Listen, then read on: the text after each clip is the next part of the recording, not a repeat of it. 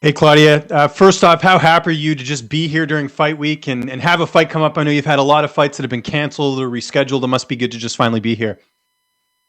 I'm so happy finally, right? Like, even though we living through crazy times right now, I stayed very consistent with my training, my nutrition, and it was kind of tough to have a fight camp during this quarantine, but we made it happen, you know, and I'm ready for Saturday night. And I want to say it's been over a year now that you've been working with Mark Henry. What would you say you've improved on the most since being at that camp?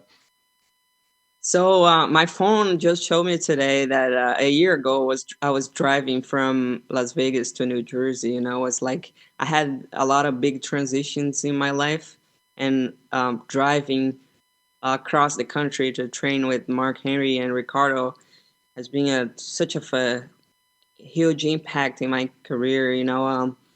Like I said, it's been a year that I've been working a lot of new things, like bringing new tools to my game and changing mindsets, changing a whole philosophy of training. And it's been amazing. I love Mark Henry. I love Ricardo. I feel like um, they treat me like a daughter. I'm they love me so much there, and I feel like this is what I was missing in my career. I left Brazil a couple of years ago to move to America to find good training, but my family is over there. My friends are over there, and I miss everybody so much. I'm the only reason why I'm here. It's for my growth. It's to become a better athlete, a better fighter, you know, because this is what makes me a better person. And I I miss home so much. So having Ricardo and Mark and Frankie Edgar, everybody I have in my New Jersey family helps me a lot here in America. How is your family back home, just with everything that's going on? My parents are they in their 70s. They quarantined. They are scared of what's going on. Especially where they are right now, like in the northeast of Brazil. It's very dangerous right now. So they are over there, and it's tough. Tough times, but at least they healthy now. And how much of a boost was it seeing your teammate Sajara Eubanks win last night? Really dominant victory. It was amazing. So actually, for this camp, Sajara moved to my house, and we were beating the shit out of each other the entire camp. And the girl lost to spar. So in the like every morning, we would wake up and like, what we doing today, Sajara? She would say we sparring. So we spar so much. We grew up so much. Like we learned so much about each other. And we quarantined together, and I have a gym in my house, and that's the way the camp was. Was she a good roommate? She's a good roommate too. Yeah. That's good. And last one for me. There's a lot of uncertainty right now with the strawweight division. We don't know what's happening with Jessica Andrade and Rose Namajunas. We have Tatiana Suarez still on the sidelines with injuries. Do you feel like an impressive win here could potentially get you in the title picture, just with everything that's kind of logjam right now? Yeah, like I've been in the top for so long, and like I said, I had a lot of big transitions in my life. I had a lot of things going on in the last couple of years, and I was figuring out a lot of things in my life, and that's where my losses came from, like we're talking about the UFC, it's the biggest organization for MMA in the world. Of course, you're gonna find people that match and know what to do to beat you, but like I feel like most of my losses in my career were from things that were going on in my life, so I feel like now I got the right training, the right people around me, I have the right mindset to get back to the top. And I'm a pioneer in the sport. Like I said, I've been in the top for so long, I've been doing this for so long, that I feel like I deserve another chance for the title. Looking forward to the fight on Saturday. I thank you so much for the time. Thank you. Next, we'll go to Nolan King from MMA Junkie. Nolan, go ahead.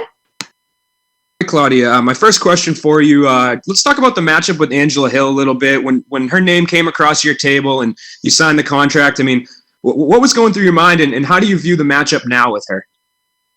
I was I had a fight lined up against Marina Rodriguez.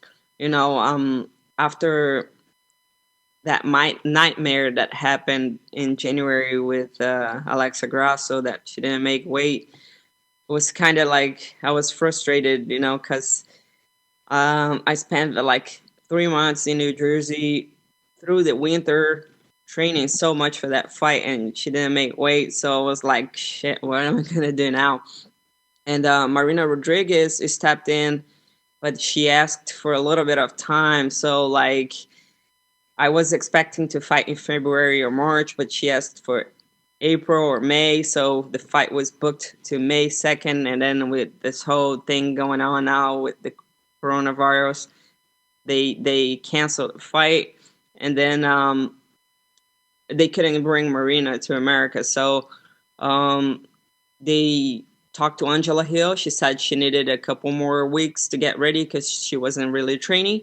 And I was like, well, at this point, you know, I'll fight anybody. You know, if she steps in, let's go. Let's do this. And her big thing right now is that she's going to be taking her 7th fight in 14 months. She seems to jump in here all the time. If given the opportunity, would you like to kind of get on that type of pace? I know UFC President Dana White wanted you to wait a little bit after your last fight to kind of let the weight cut, not for you not to have to cut weight again. But would you like to be as active as her? Do you think that's something you would be interested in? I feel like my health is way more important than all of this. You know, of course, fighting. It's my life. It's my career. It's what makes me a better person, a better athlete. You know, like, but my health is way more important. You know, like as long as I'm healthy, making weight every other month, I would be cool with that. You know, but I don't think it's healthy for me to like drop 15 pounds every other month. For sure. My last question for you, if I'm a fan and I tune into this fight or sit down, if I'm cage side working there, what kind of fight do you think I'll see from you guys come Saturday? I feel like Angela's gonna like come after, you know, like she's very confident right now because she won her last couple fights, you know. But I'm a different breed, you know. Like I said, I've been fighting for so long. I have a lot of experience, you know. And if she comes forward, she'll find a nightmare. Appreciate the time. Thank you. Thank you. Next, we'll go to Gabriel Gonzalez with Cage Side Press. Gabriel, go ahead. Hi, Claudia. So obviously the division is coming off a very big fight with Weili and Joanna. Just as a competitor in the division, I want to know what were your thoughts watching that fight? It was a great fight. Beautiful performance by both fighters. You know, they showed a lot of heart, a lot of technique. You know, one of the best fights I ever seen in my life, you know, and that's inspiring. You know, I'm pretty sure everybody in the division is like watching this and going back to the gym hungry, trying to get better to step in there in the same way. Just as a competitor, when you see a champion like Weili, she's kind of new to everyone knowing about her, but obviously very good. I mean, as a fighter, do you get excited about the challenge? What is it like knowing that's the target at the end of the road?